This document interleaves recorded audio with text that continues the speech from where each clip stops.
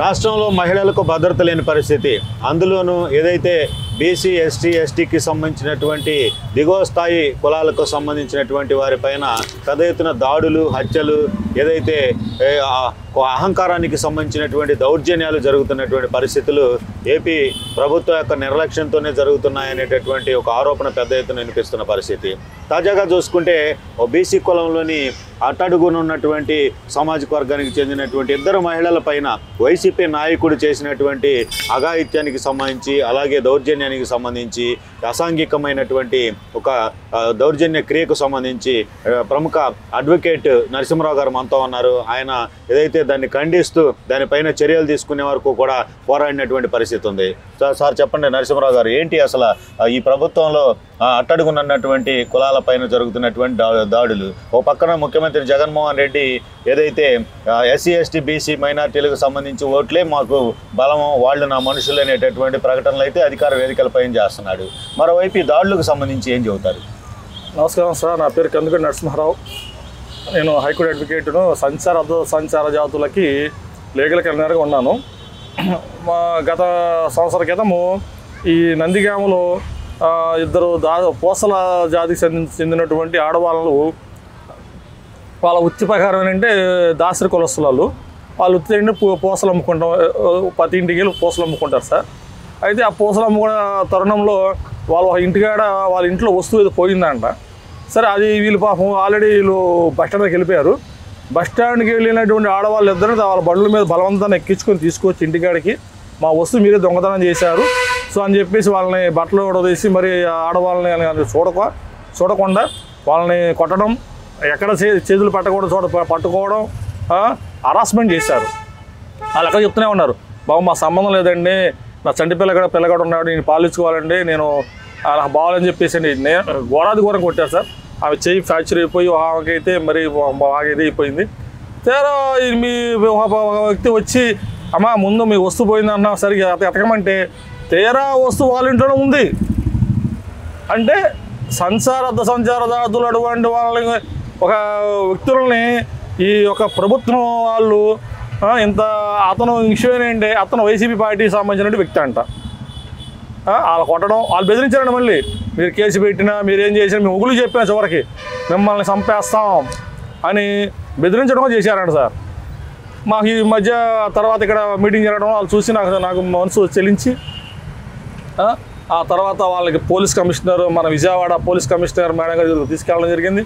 ఆ మేడం గారికి కూడా దీని మీద యాక్షన్ తీసుకోమని చెప్పి డిఎస్పీ గారికి డైరెక్షన్ ఇస్తే మేము వెళ్ళి డిఎస్పీ గారి ఆఫీస్ కూడా వెళ్తే వాళ్ళు ఏమంటారు, డిఎస్పీ గారికి కూడా లేదు ఆయన మంగళ షాప్లో పనిచేస్తాడు, ఆడ అక్కడ ఉన్నాడని చెప్పేసి అంటారు. మాకు కొట్టిన ఆడవాళ్ళు చెప్తున్నారు, లేదండి ఆ రోజు మా పక్కనే మమ్మల్ని కొట్టడం కూడా అతనే కొట్టాడండి, మమ్మల్ని అరెస్ట్ చేశారు, ఆడవాళ్ళు ఉన్నారు, మగవాళ్ళు చాలామంది ఉన్నారు చెప్పడం కూడా జరిగింది. అయినా సరే డిఎస్పీ గారు మాట తాడేయడం వల్ల, నేను గట్టిగా అడగడం వల్ల సరే వాళ్ళ మీద యాక్షన్ తీసుకోమని చెప్పడం కూడా జరిగింది. ఇంకా చెప్పాలంటే ఆ రోజు చిన్న సెక్షన్లో ఏది వాళ్ళు తప్పించుకుపోవడానికి చిన్న సెక్షన్లు పెట్టడం జరిగింది. అది కూడా నేను ఖండించడం వల్ల తర్వాత వాళ్ళ మీద క్రిమినల్ చర్యలు కూడా తీసుకునేలా సెక్షన్లు మార్చడం కోర్టు ద్వారా జరగడం కూడా జరిగింది. సో నా ప్రయత్నంగా నేను సంచార జాతులే కాకుండా బీసీ ఎస్టీ మైనారిటీ వాళ్ళు ఏ కులస్తులకి అయినా సరే మేము సపోర్ట్గా ఉంటామని నేను మాటిస్తున్నాను. నెక్స్ట్ ఈ ప్రభుత్వం వాళ్ళు జగన్మోహన్ రెడ్డి గారు కూడా గత ఎప్పటి నుంచి ఈ మధ్య బీసీ ఎస్టీ మైనారిటీ వాళ్ళు మా ఎన్నుమొక్క నా ఆప్తులు ఏదని చెప్పేసి చెప్తున్నారు. కానీ అదంతా చూసి చెప్పేది ఒకటి చేసేది ఒకటిలాగా ఈ ప్రభుత్వం వాళ్ళు ప్రవర్తన జరుగుతుంది. కాబట్టి నేను తీవ్రంగా ఖండిస్తున్నాను. ఈ యొక్క ప్రభుత్వం వాళ్ళు ఈ చేస్తున్నటువంటి హరాచకాల పైన మా వాళ్ళ మీద జరుగుతున్న ఆడవాళ్ళ మీద కానీ మగవాళ్ళ మీద కానీ ఆడమొగ తేడా లేకుండా నీచంగా కొట్టడం, చంపడం కూడా అదేంటేనేమో తన యొక్క పైశాచికతను కూడా చూపిస్తున్నారు ప్రభుత్వం. సో ఇది చాలా ఖండిస్తున్నాం. ఒకనప్పుడు జగన్మోహన్ రెడ్డి గారే మేము దేవుడిగా భావించి మేము ఆయన గెలిపించుకున్నాం. 101 ఎమ్మెల్యేలు 22 ఎంపీలు మేము తిరిగి నా కమ్మిడి వల్ల కాదు ఇతర తెలుగుదేశం పార్టీ ఓట్లు కూడా మేము ఈయనకి వేయించి ఇంత ఘోర అధిక మెజారిటీ గెలిపించినందుకు మమ్మల్ని ఎంత హరాష్ చేస్తున్నారంటే జగన్మోహన్ రెడ్డి గారు కరెక్ట్ కాదు సార్. ఇది మీ తీవ్రంగా ఖండిస్తున్నాము. మీ పదవుల కోసం మాకు అక్కర్లేదు, మీ మమ్మల్నిగా బతకనివ్వండి బాబు.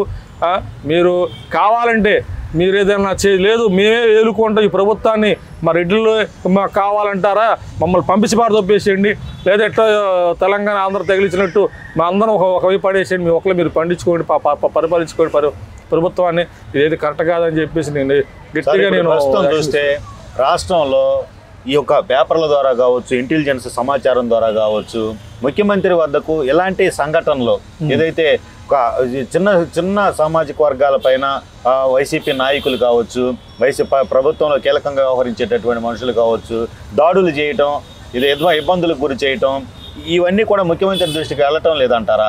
వెళ్ళకపోతే ముఖ్యమంత్రి లోపమే, తెప్పించుకోవాలి సమాచారం రాష్ట్రంలో ఏం జరుగుతుంది అనేది. స్పెషల్ బ్రాంచ్ కావచ్చు, ఇంటెలిజెన్స్ కావచ్చు, వాళ్ళకు ఉన్నటువంటి ఒక విజిలెన్స్కు సంబంధించినటువంటి ఒక మానిటరింగ్ కూడా ఉండేటటువంటి పరిస్థితి రాష్ట్రంలో. ఏదో ఒక వింగ్ ద్వారా ముఖ్యమంత్రి రాష్ట్రంలో ఏం జరుగుతుంది అనేది తెలుసుకోవాలి. లేదంటే మీడియా ద్వారా, పత్రికల ద్వారా వచ్చినటువంటి అంశాలనైనా పరిగణలోకి తీసుకొని దానిపైన సీరియస్గా వ్యవహరించాలి. కానీ ముఖ్యమంత్రి తెలిసే ఈ విధంగా ఉంటున్నాడా? ఏమనుకుంటున్నారు? ఇప్పుడు మీరు మంచి క్వశ్చన్ అండి. ఇప్పుడు అది అంటారే, ఆ వడ్డిచ్చేవాడు మనోడు, పరిపాలించేవాడు మనోడు అయితే మనకి ఏదైనా జరిగిన వెంటనే స్పందిస్తారు. ఈయనకి ఏంటంటే ఏది స్పందించినా మన యొక్క సీటుకు ఇబ్బంది అవుతుందని వాళ్ళ కమ్యూనిటీ వాళ్ళని, ఈ ఇతర ఓసీ వాళ్ళ యొక్క కమ్యూనిటీని వాళ్ళకి సపోర్ట్ కావాలి కాబట్టి ఏం చేస్తారంటే మీరు అన్నట్టుగానే ఇంటెలిజెంట్ రిపోర్ట్ కన్ఫామ్గా వెళ్ళింది సార్. ఎందుకంటే మనం కూడా మేము అడ్వకేట్గా మాకు అన్నీ తెలుసు కాబట్టి, కొంత మీడియా వాళ్ళు మీకు కూడా తెలుసు కాబట్టి అన్ని ప్రతిదీ రిపోర్ట్ ఆయన ఎదురుకి వెళ్ళిద్ది.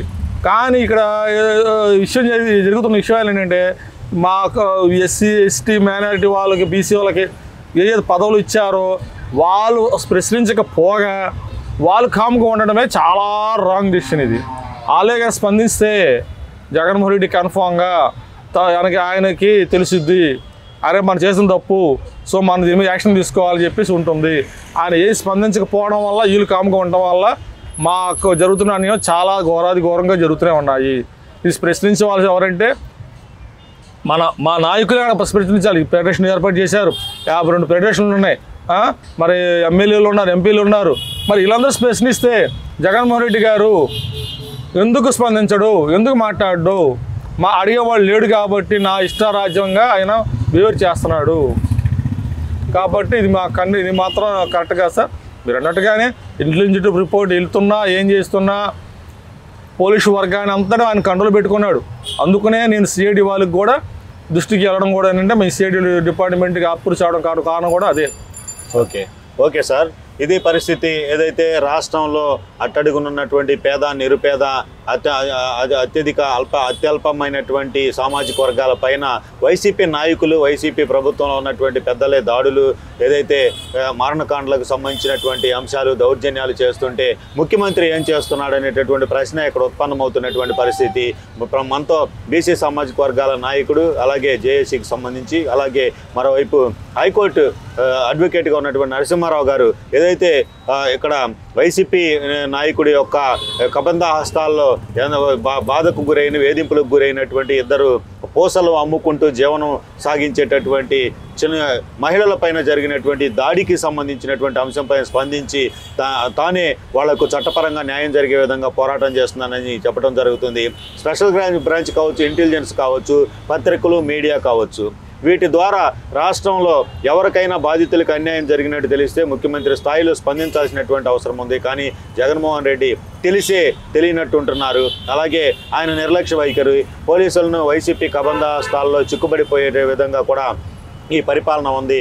కాబట్టి వైసీపీ నాయకుల ఆధిపత్యం కింద ప్రజానీకము, సన్నకారు, ఏదైతే చిన్న సామాజిక వర్గాలు అందరూ కూడా ఇబ్బందులకు గురవుతున్న పరిస్థితి ఉందనేటటువంటి అభిప్రాయం వ్యక్తం చేస్తున్నారు. గతంలో జరిగిన ఎన్నికల్లో జగన్మోహన్ రెడ్డి మాయమాటలు విని టీడీపీలో ఉన్నటువంటి వాళ్ళ సైతము ఏదైతే మోటివేట్ చేసి వాళ్ళ చేత కూడా జగన్మోహన్ రెడ్డికి ఓట్లు వేయించి 151 సీట్లు వచ్చేలాగా కృషి చేసినందుకు తమకు న్యాయం చేయకపోగా ఘోరంగా అన్యాయం చేస్తూ వేధింపులు, బాధలకు గురి చేస్తున్నారు. ఈ వచ్చే ఎన్నికల్లో తగిన బుద్ధి చెప్తాం అనేటటువంటి అభిప్రాయాన్ని అయితే మాత్రం వ్యక్తం చేస్తున్న పరిస్థితి. ఇది ఈరోజు టాపిక్. మరో టాపిక్తో మళ్ళీ కలుద్దాం. నమస్తే.